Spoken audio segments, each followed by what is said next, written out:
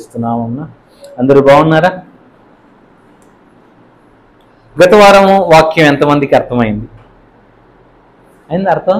Last week సరే. ఎంతమంది దేన్ని వదిలేశారు? ఇప్పుడు తెలుస్తుంది. ఏం వదిలేదా? ఏం తీర్మానం చేసుకున్నారు? నా జీవితంలో ఇదంటే చాలా ఇష్టం ప్రభువా, నేను దీన్ని వదిలేద్దాం అనుకుంటున్నాను అని ఏమని అనుకున్నారా? లేదు కదా. అంటే వాక్యం వింటున్నారు తప్ప మీరు దాన్ని మీ జీవితంలో డాక్టర్ దగ్గరికి వెళ్ళి జ్వరం వచ్చింది డాక్టర్ అంటే ఆయన ఏమో మందులు రాసిస్తా అన్నాడు, మీరేమో మందులు చీటీ రాసుకొని ఇంట్లో పెట్టుకుంటా అన్నా. ఆ మందులు కొనుక్కొని మింగాలి కదా జ్వరం తగ్గాలంటే. డాక్టర్ దగ్గరికి వెళ్తే జ్వరం తగ్గదండి. డాక్టర్ రాసిచ్చిన మందులు మింగితే తగ్గిద్ది, ఆయన రాసిచ్చిన ఇంజక్షన్ వేయించుకుంటే తగ్గిద్ది. అమ్మో ఇంజక్షన్ అంటే నాకు భయం అండి, నొప్పి అండి అంటే మరి జ్వరం తగ్గదు. అంతేనా? తీర్మానం చేసుకోండి, ఏదో ఒకటి మీకు బాగా ఇష్టమైంది వదిలేయండి. మీరు వదిలేస్తే దేవుడు దాన్ని మీకు తిరిగిస్తాడు. మీకు అర్థం కాలేదు నేను చెప్పింది. అదే నేను వదిలేస్తే దేవుడు నాకు ఇవ్వటం ఏంటి చెప్తా, మీకు అర్థమయ్యేలా చెప్తా. దేవునికి మీరు ఏదన్నా ఇచ్చేస్తే అంటే వదిలేస్తే, దేవుని కోసం వదిలేస్తే దేవుడు మీకు తర్వాత తిరిగి ఇస్తాడు అని అన్నాను. అంటే అర్థం ఏంటి? మీకు ఇంకా అర్థం కాలేదు. ఇప్పుడు చిన్న బాబు ఉన్నాడు అనుకుందాం, వాడు మీకు బాగా ముద్దొస్తున్నాడు, లేదా ఒక పాప ఉంది బాగా ముద్దొస్తూ ఉంది. మీరు ఏం చేస్తారు? వెంటనే వెళ్ళిపోయి ఒక బిస్కెట్ ప్యాకెట్ లేకుంటే ఒక చిప్స్ ప్యాకెట్ కొనుక్కొని వచ్చి తనకిస్తారు, చించి ఇస్తారు. ఇస్తే వాళ్ళు ముద్దు ముద్దు చేతులతో ఆ ప్యాకెట్లోంచి తీసుకొని తింటా ఉంటే మీరేం చేస్తారు? నాకు కొంచెం ఇవ్వ అని అడుగుతారు. నిజంగా మీకు కావాలన్నా? నిజంగా మీకు కావాలన్నా అది వాళ్ళ దగ్గర నుంచి లాక్కోవాలన్నా? కానీ కొనిచ్చింది మీరే. ఆ పాప నచ్చి, ఆ పాప అంటే ముద్దొచ్చి, ఆ బాబు అంటే నచ్చి కొనిచ్చారు. తనకి అదంతా మీకు కాదు, మీరేం తినాలని కాదు. కానీ ఏం చేస్తాం మనము? ఏదమ్మా నాకు కొంచెం పెడతావా, పెట్టమ్మా అంటాం. అంటే వాడు ఏం చేస్తాడు? అని అంటాడు, పెట్టను అంటాడు, ఇది నాది అని అంటాడు. నాదిది వాడుదా? తమదా? అది కొనిచ్చింది ఎవరు? మనమే. కానీ మనకి ఇవ్వటానికి ఇష్టపడరు. కానీ అయినా సరే వదులుతామా మనం? కొంచెం కొంచెం కొంచెం పెట్టమ్మా, నేనే కదా కొనిచ్చింది నీకు, నాకు ఇవ్వమా అని అడిగితే ఆ ఇచ్చే దాంట్లో కూడా కొంచెం తుంచుకొని ఇస్తాడు. అవునా కాదా? వాడు మొత్తం ఇచ్చేయడు. ఇచ్చేటప్పుడు కూడా వాడి చేతిలో ఎంతుంటే అంతన్నా తుంచుకుంటాడు వాడు. గమనించారా పిల్లల్ని? అంతన్నా తుంచుకుంటాడు వాడు. అదే వద్దంటున్నా నేను. అది మనకి దేవుడు మనకి ఏమైనా ఇచ్చాడు అంటే అది మన కోసమే, మనదే అది. కానీ ఆయన యాక్టింగ్ చేస్తాడు ఏమని? నీ బుద్ధిని పరీక్షించటానికి. నీవు ఎలాంటి గుణము కలిగిన వాడు, కలిగిన దానవు, నువ్వు పెట్టగలిగిన గుణం ఉందా లేదా? అవును, చిన్నప్పుడే చెప్పేసేస్తారు, వీడు పెద్ద పీనాసోడు అవుతాడురా, ఈ పాప చేయి పెద్దదిరా, పెట్టేస్తుందిరా, ఎవరికైనా ఇచ్చేస్తుందిరా అని చిన్నప్పుడే మనం డిసైడ్ అవుతాం. ఎందుకని? వాళ్ళ చేష్టలు మనం ఎవరము నేర్పించం, కానీ వాళ్ళకు వచ్చేస్తాయి అవి. అవునా?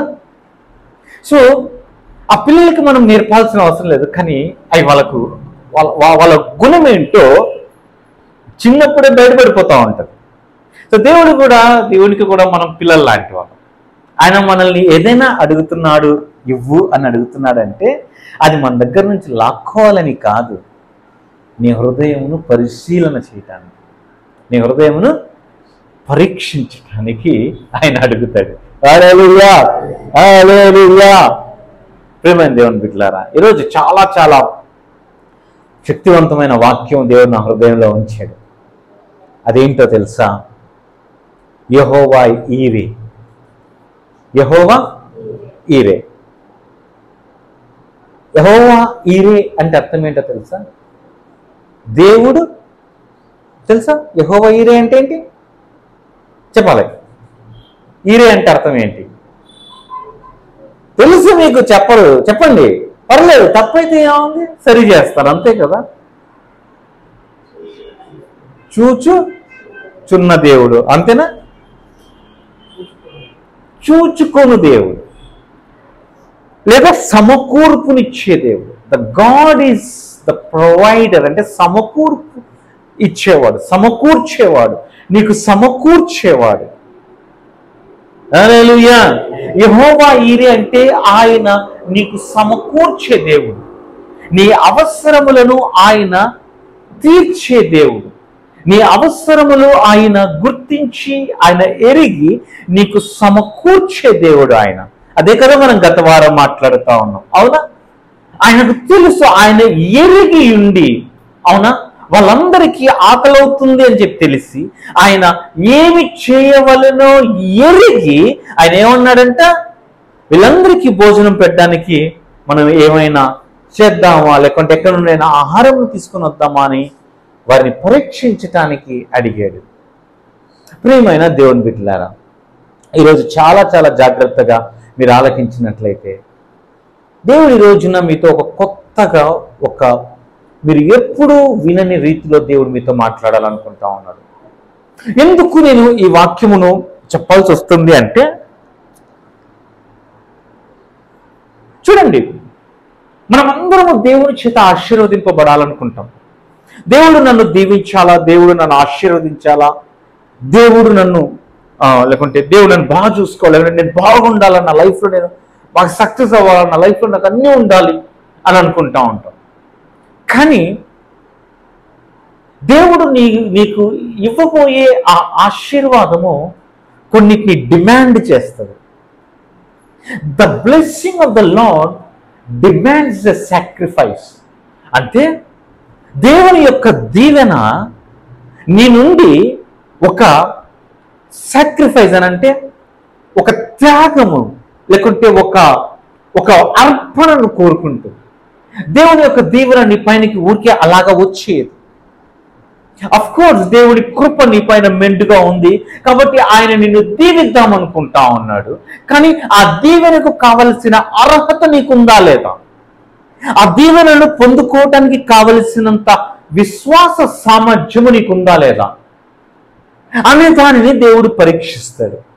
ఆ పరీక్షని నేనేమంటున్నానంటే, ఆ బ్లెస్సింగ్ అనేది, ఆ ఆశీర్వాదము నీ అర్పణను కోరుకుంటా ఉంది. నువ్వు దేవునికి ఏమి ఇవ్వగలవు? నువ్వు దేవుని దగ్గర నువ్వు తీసుకోవటానికి నువ్వు సిద్ధంగా ఉన్నావు, కానీ మరి దేవునికి ఏమి ఇవ్వగలవు నువ్వు? అంటే దేవునికి మనం ఇచ్చేంతటి వాళ్ళమా? దేవునికి ఏమైనా మనం ఇవ్వగలమా? దేవుని దగ్గర లేనిది ఏదైనా ఉందా మనం ఇవ్వటానికి? మనము పొందుకున్నవి, మనము కలిగి ఉన్నవన్నీ దేవుని దగ్గర నుండి వచ్చినవే కదా. మనం ఆయన దగ్గర నుండి పొందుకున్న మనము ఆయనకే ఇవ్వగలమా? మనము పెద్ద ప్రశ్న, అవునా? ఆ చిన్న పాపకు మనం ఇచ్చాము, కానీ దాన్ని మళ్ళీ మనమే అడుగుతున్నప్పుడు ఆ చిన్న పాప ఏం చేస్తుంది? అవునా కదా? యాక్చువల్గా నువ్వే కదా నాకు ఇచ్చావు, మళ్ళీ నన్ను అడుగుతావు ఏంటి అని ఆ పాప అనొచ్చు కదా, అవునా కదా? ఈ రోజున మనం అందరం అదే అంటాం. ఏమన్నా నువ్వు ఇస్తేనే కదా నేను నీకు ఇవ్వగలిగి. దేవుడు మనకి ఇవ్వాలనుకుంటా ఉన్నాడు, కానీ దానికి కావలసిన విశ్వాస పరీక్ష ఆయన పరీక్ష పెడతాడు. నీ విశ్వాసము పరీక్షింపబడుతుంది. ఎందుకనో తెలుసా? నీవు ఆయనను ఎంతవరకు నమ్ముతున్నావో చూద్దామని. చూడండి ప్రియమైన దేవుని బిడ్డలారా, వాగ్దానము కలిగి ఉంటున్నాం మనమందరము. ఏంటి? మనమందరము వాగ్దానము కలిగి ఉంటున్నాం కాబట్టి మనం వాగ్దానమును నమ్ముతున్నాం, అవునా? మనం దేవుని దగ్గర నుండి ఒక వాగ్దానం మనకు వచ్చినప్పుడు మనం ఏం చేస్తా ఉన్నాము? దేవుని వాగ్దానమును నమ్ముతున్నాం. జాగ్రత్తగా వినండి నేను చెప్పేది. ఏం నమ్ముతున్నాం మనము? చెప్పాలా? దేవుని వాగ్దానమును నమ్ముతున్నాం. కానీ వాగ్దానం ఇచ్చిన దేవుణ్ణి ఎంత నమ్ముతున్నాము అనేది నా ప్రశ్న. మీకు అర్థం అవ్వలేదు నా క్వశ్చన్. మీకు అర్థమవుతుందా? దేవుని వాగ్దానమును నమ్ముతున్నాము, కానీ వాగ్దానము చేసిన వాడిని ఎంత నమ్ముతున్నావు? అది పరీక్షింపబడుతుంది అంటున్నా నేను. దేవుడు నాకు ఏదైనా చెప్తే ఆయన చేస్తాడండి, నా దగ్గరికి దేవుని వాగ్దానం వచ్చిందండి, దేవుని వాక్యము నా దగ్గరకు వచ్చిందండి. మంచిదే, దేవుని వాక్యం నీ దగ్గరకు వచ్చింది. కానీ ఆ దేవుని వాక్యమును ఇచ్చిన ఆ దేవుణ్ణి నువ్వు ఎంత నమ్ముతున్నావు? అది కదా ఇంపార్టెంట్. వాగ్దానం నీ జీవితంలో నెరవేర్చబడుతుంది, ఎందుకంటే ఆయన మాట ఇచ్చి తప్పటానికి ఆయన నరుడు కాదు. కానీ నువ్వెంత నమ్ముతున్నావు? చూడండి, ఒక సహోదరుడు ఉండేవాడు, నాకు తమ్ముడి వరుస అవుతాడు. సో చాలా అంటే క్రైస్తవ కుటుంబమే అయినప్పటికీ తను మాత్రం అంటే వాళ్ళ మామయ్య వాళ్ళ కుటుంబాలతో ఎక్కువగా కనెక్షన్ ఉండబట్టి, అంటే వాళ్ళ అమ్మ వాళ్ళ అన్నయ్య వాళ్ళతో ఎక్కువ కనెక్షన్, అంటే వాళ్ళతో ఎక్కువగా ఏమంటారు, ఎక్కువగా మామూలతో పెరుగుతారంటారు సరే ఉండేవాడు. తర్వాత కొన్ని రోజుల తర్వాత నా దగ్గరకు వచ్చిన తర్వాత దేవుని తెలుసుకున్నాడు. నా దగ్గరకు వచ్చిన తర్వాత దేవుని తెలుసుకున్నాడే కానీ దేవుణ్ణి తప్పుగా అర్థం చేసుకున్నాడు. ఎలా అంటే తను కొంతమందిని చూసి తను ఏమనుకున్నాడంటే, ఓహో అంటే దేవుణ్ణి నమ్ముకుంటే మనం కూడా వాళ్ళలాగా కార్లలో తిరుగుతామేమో కదా, మనం కూడా వాళ్ళలాగా సూటు బూట్ వేసుకుంటాం కదా, మనకు కూడా వాళ్ళలాగా పెద్ద పెద్ద ఇల్లులు ఉంటాయి కదా, అంటే వీళ్ళందరూ దేవుని నమ్ముకోవడం వలన దేవుడు వీళ్ళని ఆశీర్వదించాడు కాబట్టి వీళ్ళ దగ్గర ఇప్పుడు పెద్ద పెద్ద కార్లు ఉన్నాయి, పెద్ద పెద్ద ఇల్లులు ఉన్నాయి, సూటు బూట్ వేసుకొని తిరుగుతూ ఉన్నారు. కాబట్టి యేసయ్యని నమ్ముకుంటే నేను కూడా అట్ట అయిపోతానేమో, యేసయ్య నాకు కూడా ఇచ్చేస్తాడేమో. అమ్మా నేను ఒక మాట అడుగుతాను మిమ్మల్ని, నిజంగా దేవుడు ఇస్తాడంటావా ఇవ్వడంటావా? యేసయ్యని నమ్ముకుంటే పెద్ద కారు ఇస్తాడంటావా ఇవ్వడంటావా? యేసయ్యని నమ్ముకుంటే పెద్ద ఇల్లు ఇస్తాడంటారా ఇవ్వనంటారా? చెప్పాలా? నమ్మకం లేదు కదా మీకు? ఆయన ఇస్తాడా ఇవ్వడు? ఎందుకంటే అన్న దేవుడిని నమ్ముకుంటే కష్టాలే వస్తాయి అన్న, కష్టాలే వస్తాయి. ఎందుకు కష్టాలు? చిన్నపిల్లలు ఎగ్జామ్ పరీక్ష రాయడానికి వెళ్ళేటప్పుడు ఈ పరీక్షని ఎవడు కనిపెట్టాడో కానీ వాడు కథపడితే, చిన్నప్పుడు మేము ఇలాగే అనుకున్నాం, ఎవరో వాడు పరీక్షల్ని కనిపెట్టింది. పరీక్షలు ఎందుకు పరీక్షలు? నిన్ను వేరే తరగతికి పంపించటానికి, నిన్ను ఇంకొక పై తరగతికి పంపించటానికి పరీక్ష. అంటే అర్థం ఏంటి? నిన్ను ప్రమోట్ చేయటానికే క్రమా. నేను ఏమంటున్నాను, దేవుని నమ్ముకుంటే నీకు పరీక్షలు వస్తాయి, అంటే శ్రమలు వస్తాయి. ఆ శ్రమలను నువ్వు తట్టుకుంటే, ఆ శ్రమలకు నువ్వు ఏమంటారంటే ఆ శ్రమలు నువ్వు భరించగలిగితే ఆ తర్వాత నీకుంటుంది మంచి భవిష్యత్తు అంటున్నా నేను. ఆ రెండో మాటను పట్టుకోవాలా. కొంతమంది ఏం చేస్తారంటే ఈ మాట ఒకటే పట్టుకుంటారు, ఆ తర్వాత మాట వదిలేస్తారు, లేదంటే ఆ తర్వాత మాట పట్టుకుంటారు, ఇది వదిలేస్తారు. అంతే కదండి. చాలా మందిని మన మాట పలకరిస్తే వాళ్ళు అనేది ఏంటి, ప్రభువు నమ్ముకుంటే కష్టాలు వస్తాయండి. ఇంకా వాడికి అది తప్ప ఇంకా వేరేది ఏం తెలియదు. వాడికి అస్తమానం వాడు తెల్ల చొక్కా తెల్ల ప్యాంట్ వేసుకొని అవాయి చెప్పులు వేసుకొని డొక్కు ర్యాలీ సైకిల్ ఒకటి వేసుకొని తిరుగుతూ ఉంటాడు. వాడు 30 ఏళ్ళు 25 ఏళ్ళు వచ్చిన తర్వాత కూడా అన్నా నిజంగా దేవుడు నన్ను సేవకు పిలిచాడంటావా అన్నా? ఒకవేళ దేవుడు నన్ను సేవకు పిలిచింటే నాకు ఎందుకన్నా ఇన్ని కష్టాలు అన్నా? 25 ఏళ్ళ నుంచి సేవ చేస్తున్నాడంట, నాకేం లేదంట, అన్ని కష్టాలంట నాకు. ఎందుకు? వాడు అదే బతుకున్నాడు. ఇంకో అంటాడు ఈలాగా, ఇప్పుడు నేను చెప్తా ఉన్నానే ఇంగ్లాండ్, ఈడేంటి తెలుసా, ఈ తర్వాత మాత్రం పెట్టుకుంటే ఏంటి తెలుసా, ప్రభువు నమ్ముకుంటే అన్ని ఆశీర్వాదాలే వస్తాయి. దాని ముందు పరీక్ష ఉంటుంది రానంటే నమ్మడు, దాన్ని పట్టుకోరాడు. వాడికి అదే చూస్తాడు. అంటే వాడేమో అది చూస్తాడు, వీడేమో ఇది చూస్తాడు. క్రైస్తవుడు ఎవరు బ్యాలెన్స్డ్గా ఉండాలి కదా. పరీక్షలు రాయాలా ఉత్తీర్ణులు అవ్వాలా, పరీక్షలు రాయాలా ఉత్తీర్ణులు అవ్వాలా, పరీక్షలు రాయాలా ఉత్తీర్ణులు అవ్వాలా. ఏదో తరగతి పరీక్ష రాస్తే 8కి వస్తాం, 8 రాస్తే 9కి వస్తాం, 9 రాస్తే 10కి వస్తాం, 10 రాస్తే కాలేజీకి వెళ్తాం, కాలేజీలో రాస్తే ఇంకా పెద్ద కాలేజీకి వెళ్తాం. అవునా కదా? అంతేనా అండి? అంతకా లేదు అట్ట కాదు, నేను చదువు మానేస్తాను, నేను ఈ పరీక్షలు రాయలేను, నా వల్ల కాదు బాబు, ఇన్ని పరీక్షలు నేను రాయలేను అంటావా? ఏమవుతుంది నీకు? కూలి పని చేసుకుంటావు, మూటలు మోసుకోవడాలు, రాళ్ళు కొట్టుకో. అంటే ఆ తక్కువ పని నేను అనట్లేదు, చదువుకునేంటి. అవునా కదా? కలెక్టర్ ఆఫీస్లో ప్యూను కాపీలు టీలు అందిస్తాం. ఎందుకు? 10వ తరగతి ఒక్క పరీక్ష రాసాడు, వీడు ఒక్క పరీక్ష రాశాడు కాబట్టి ప్యూన్ ఉద్యోగం వచ్చింది. కానీ అదే కలెక్టర్ ఆఫీస్లో కలెక్టర్ ఉంటాడు, ఆడు ఎన్ని పరీక్షలు రాశాడు? అంటే వాడు ఎన్ని ఎక్కువ పరీక్షలు రాస్తే వాడు అంత ఉన్నతమైన స్థాయిలో ఉన్నాడు. మీకు అర్థమవుతుందా నేను చెప్పేది? సో దేవుడు నన్ను ఆశీర్వదిస్తాడు కదా అని చెప్పేసి అలా ప్రభువులోకి వచ్చాడు. అస్తమానం దేవుడు ఇంక నన్ను ఎప్పుడు ఆశీర్వదిస్తాడు, నన్ను ఎప్పుడు ఆశీర్వదిస్తాడు. నేను దేవుని కోసం సిగరెట్లు మానేసా, మందు మానేసా, సినిమాలు మానేసా, అది మానేసా, ఇది మానేసా, నేను అన్ని మానేశాను, కానీ దేవుడు నన్ను ఎందుకు ఆశీర్వదించట్లేదు ఏంటి? చెప్పాము వాడికి అర్థం కావట్లేదు. ఎంత చెప్పినా వాడికి అర్థం కావట్లేదు. ఎంత చెప్పినా మరి వాళ్ళకి ఇచ్చేడే. అరే నువ్వు ఆ వ్యక్తి వెళ్ళే కారును చూస్తున్నావు నువ్వు, కానీ ఆ వ్యక్తి ఆ కారును పొందుకోవడం కోసం ఎన్ని నిద్రలేని రాత్రులు ప్రార్థనలో గడిపింటాడో నీకు తెలియదు. ఇంకో మాట చెప్పుకుంటారా? అసలు నిజమైన ప్రార్థనా పరుడా కాదా అని ఎట్లా తెలుసుకుంటారో తెలుసా? ఆడెళ్ళే కారు, ఆడేసుకునే సూట్ను బట్టో కాదు, ఆడి ఫ్యాంట్ ఎత్తి ఆ మోకాళ్ళు చూడండి, అవి ఎంత నల్లగా ఉంటాయో వాడంత ప్రార్థనా పరుడు అని అర్థం. చూద్దామా అందరి కాళ్ళు ఎలా ఉన్నాయా? వద్దండి అంటారా?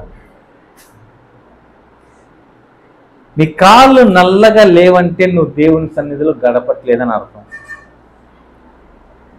నువ్వు ఆయన వెళ్ళే కారును చూస్తూ ఉన్నావు, ఆయన వేసుకున్న సూటును చూస్తున్నావు, ఆ సూటు వెనకల ఆయన మోకాళ్ళు ఎంత నల్లగా ఉన్నాయో చూడట్లేదు నువ్వు. ఆయనలాగా ప్రార్థన చేయటం వీడికి ఇష్టం ఉండదు, ఆయనలాగా వీడికి ప్రార్థన ఆయనలాగా ప్రార్థన వీడు చేయడు, కానీ ఆయన వేసుకున్న సూటు కావాలా, ఆయన తిరిగే కారు లాంటి కారు వీడికి కావాలా, కానీ ఆయనలాగా ప్రార్థన చేయలేడు, ఆయనలాగా వాక్యం చదవలేడు, ఆయనలాగా దేవుని సన్నిధిలో గడపలేడు. చివరికి ఏమైపోయాడో తెలుసా? దేవుణ్ణి వదిలేసి ఇప్పుడు మళ్ళా పాత జీవితానికి వెళ్ళిపోయి భ్రష్టుడైపోయాడు. ఏమైపోయాడు? నేను మాట చెప్పడానికి బాధపడుతున్నా, ఎందుకంటే నేనే ఇచ్చే బాప్తిజం. దేవుడిని వదిలేసి వెళ్ళిపోయి ఇప్పుడు బైబిల్లో తప్పులు ఉన్నాయంట. ఎవడోడు మాటలో ఇంత బైబిల్లో మరి మొన్నటి వరకు లేదే, తప్పులు నీకు కనపడలేదే. అప్పుడు కూడా నువ్వు చదివింది బైబిల్ ఇదే, ఇప్పుడు నువ్వు దాంట్లో తప్పులు ఉన్నాయని చెప్తున్నది ఇదే, అదే బైబిల్ కదా, బైబిల్ ఏం మారలేదు కదా. అంటే ఆ రోజు దేవుడు నిన్ను ఆశీర్వదించలేదు కాబట్టి బైబిల్లో తప్పులు కనపడతా ఉన్నాయి. అదే ఆశీర్వదించిందంటే ఏ రోజన్నా బైబిల్ తెరిచి చదివేవా నువ్వు బైబిల్ని? లేదు. నువ్వు బైబిల్ చదివితే ఆయన నీకు పెట్టే పరీక్షల్లో నువ్వు ఉత్తీర్ణుడు అవుతావు. పరీక్షలు వద్దు మనకి, కానీ మనకు ప్రమోషన్లు కావాలి. అవునా? పరీక్షలు వద్దు మనకు, కానీ ప్రమోషన్లు కావాలి. ప్రేమ దేవుని బిడ్డలారా జాగ్రత్తగా ఆలకించండి. ఫిలిప్పీలకు రాసిన పత్రిక 4వ అధ్యాయం 19వ వచనం చూడండి.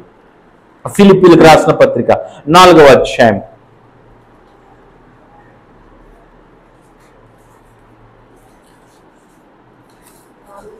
19 కాగా దేవుడు తన ఐశ్వర్యము చొప్పున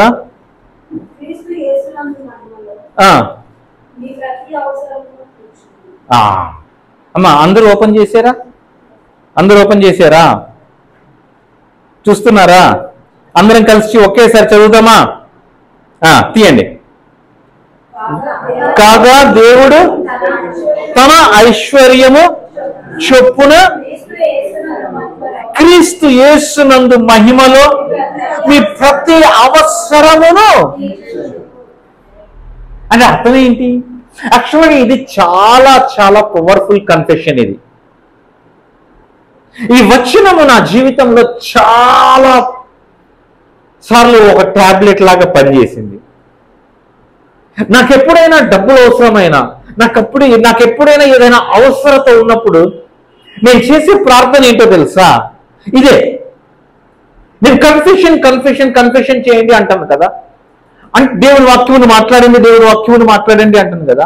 నాకు ఇప్పుడు ఏదైనా అవసరం ఉందనుకోండి, నాకు ఏదైనా డబ్బులు కావాల్సి వచ్చిందనుకోండి, నేను మాట్లాడే వాక్యం ఇదే. దేవుని ఐశ్వర్యం చెప్పిన క్రీస్తు యేసునందు మహిమలో నా ప్రతి అవసరము తీర్చి. ఇక్కడ మీ అని ఉంది కదా, నేను మీకు 3 ప్రార్థనలు నేర్పించాను. అవునా? నేర్చుకున్నదా? లేదండి. మీరు అలాంటివి అడగండి. మేము ఆదివారం రావటం ఎక్కువ. నువ్వు మళ్ళీ అది నేర్చుకో ఇది నేర్చుకో అంటే కుదరదు. రమ్మంటే అవుతుంటా? మమ్మల్ని అడగని వాళ్ళ దగ్గరికి వెళ్తామంటే వెళ్తాం అని అంటారా?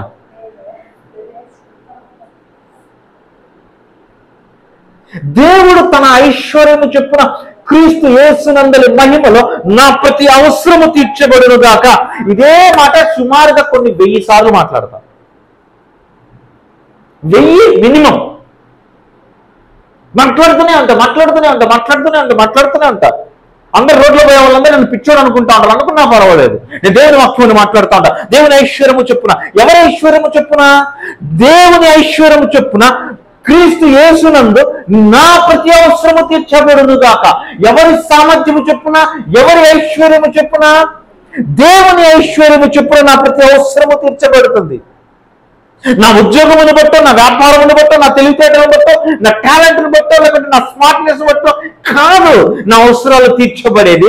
నా అవసరాలు ఎవరి వలన తీర్చబడుతున్నాయి, ఎవరి సామర్థ్యము చొప్పున తీర్చబడుతున్నాయి అంటే క్రీస్తు యేసునందు దేవుని ఐశ్వర్యము. అవునా కాదా? చూడండి, మళ్ళీ చూడండి. కాగా దేవుడు తన ఐశ్వర్యము చొప్పున. దీన్ని నా ఇంగ్లీష్ బైబిల్లో చాలా బాగుంటుంది. తెలుగు బైబిల్లో కాగా దేవుడు తన ఐశ్వర్యము చొప్పున ఉంది. నా ఇంగ్లీష్ బైబిల్ ఏమని ఉంటుంది తెలుసా? మై గాడ్ షల్ సప్లై అని ఉంటుంది. My God shall supply all your needs అంటే నా దేవుడు అని అంటాడు. అపోస్తలుడైన పౌలు ఇంగ్లీష్ లో మాట్లాడిన మాట ఏంటంటే మై గాడ్ అంటే నా దేవుడు. ఎంత ధైర్యం కావాలండి ఆ మాట అనాలంటే. నా దేవుడు నిన్ను ఆశీర్వదిస్తాడు. నా దేవుడు తన ఐశ్వర్యము చొప్పున క్రీస్తు యేసునందు మహిమలో నీ ప్రతి అవసరము తీరుస్తాడు. ఎందుకు తీర్చాలి? ఈ వాక్యాన్ని పట్టుకొని 1000 సార్లు మాట్లాడుతున్నాను నేను. సో నేను 1000 సార్లు మాట్లాడాను కాబట్టి నేను కూడా చెప్పాను, నువ్వు 1000 సార్లు మాట్లాడు, ఇదే వాక్యంను తీసుకొని 1000 సార్లు మాట్లాడు, దేవుడు నీ అవసరమును తీరుస్తాడు అని అన్నాను. దేవుడు నాకు తీరుస్తాడు, వాడికి తీర్చట్లేదు. 1000 సార్లు మాట్లాడాడంట. అన్నా నాకు వర్కౌట్ అవ్వట్లేదన్నా ఈ వాక్యం. మరి నాకు వర్కౌట్ అయింది. మీకు అర్థం కావట్లేదు నేను చెప్పేది. చెప్తా వస్తానన్నా. ఇదే వాక్యము నేను 1000 సార్లు మాట్లాడుతున్నా, వాడు 1000 సార్లు మాట్లాడుతూ ఉన్నాడు. నాకు పని చేస్తా ఉన్నా, వాడికి పని చేయట్లేదు. ఎందుకో తెలుసా? రండి కొంచెం పైనకి పోయి చదువుదామా ఈ వాక్యమును. 16వ వచనం నుండి చూద్దామా? అమ్మ జాగ్రత్తగా వాక్యమును చూడండి. ఏలయనగా తెసలోనికలో కూడా మీరు మాటికి నా అవసరము తీర్చుటకు సహాయము చేసి తిరిగి నేను ఈవిని ఆపేక్షించి ఈలాగు చెప్పుటలేదు, కానీ మీ లెక్కకు విస్తార ఫలము రావాలని ఆపేక్షించి చెప్పుచున్నాను. నాకు సమస్తమును సమృద్ధిగా కలిగి ఉన్నది. మీరు పంపిన వస్తువులు ఎపఫ్రోదితు వలన పుచ్చుకొని ఏమీ తక్కువ లేకయున్నాను. అవి మనోహరమైన సువాసనయు దేవునికి ప్రీతికరమును ఇష్టమునైన యాగమునై ఉన్నవి కాగా దేవుడు. మీకు అర్థమైందా? అపోస్తలుడైన పౌలు దేవుడు తన ఐశ్వర్యము చొప్పున క్రీస్తు యేసునందు మహిమలో మిమ్మల్ని ఆశీర్వదిస్తాడు అని అన్నప్పుడు దానికి కారణం ఏంటో తెలుసా? వీళ్ళని పౌలు దేవుడు ఆశీర్వదింపబడదు కాక అని దీవిస్తున్నాడంటే కారణం ఏంటి తెలుసా? ముందు పౌలుకు వాళ్ళందరూ అవసరాలు తీర్చారంట.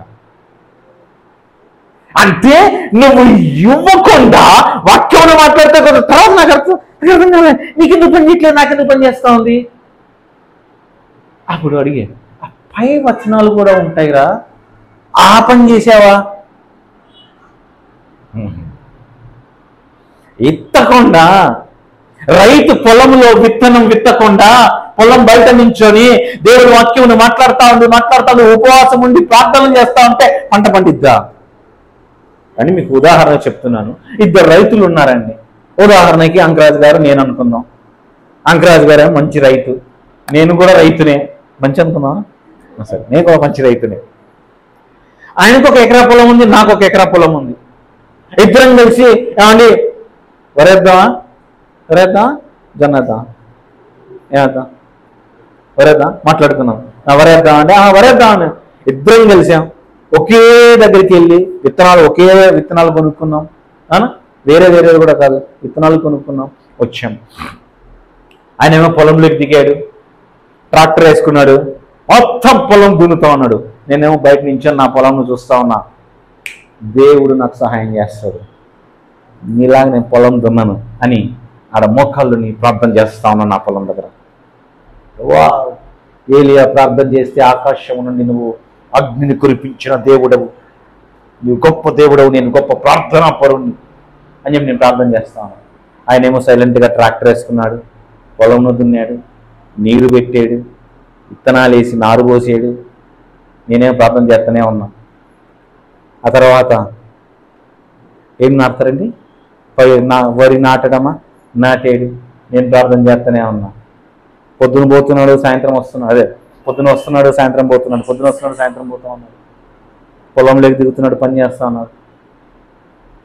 ఒక 3 నెలల తర్వాత మంచి పంట వచ్చింది. ఇక్కడ పక్కన చూస్తే నేనేమో పొలంలో ఇంకా ప్రార్థన చేస్తూనే ఉన్నా. ఆ తర్వాత మనుషుల్ని పెట్టి కోత కోయడం స్టార్ట్ చేసేది. 100 బస్తాలు పండింది అనుకుందా ఎకరాకి.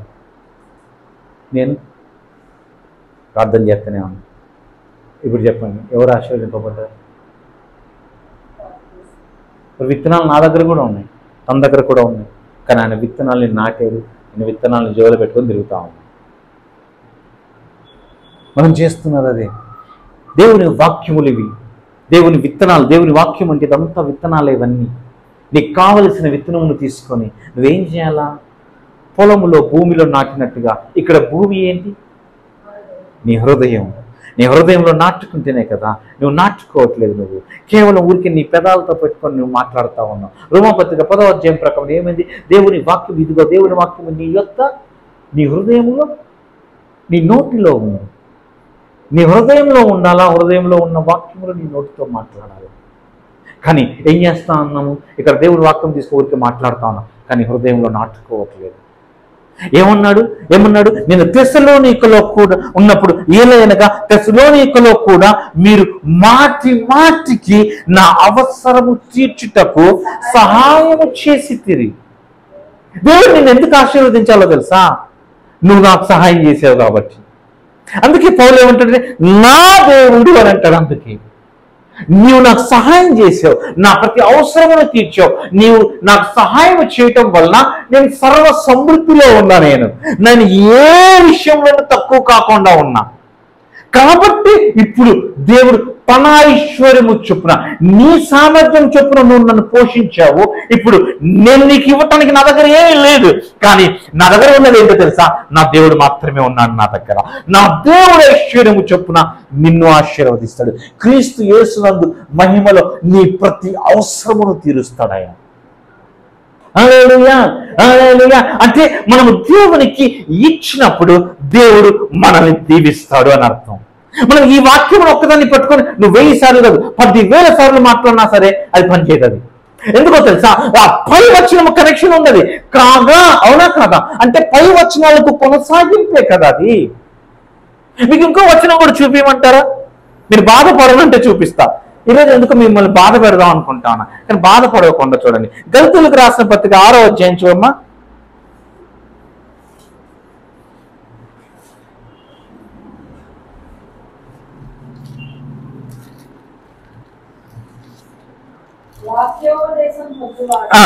ఎన్నో వచనం?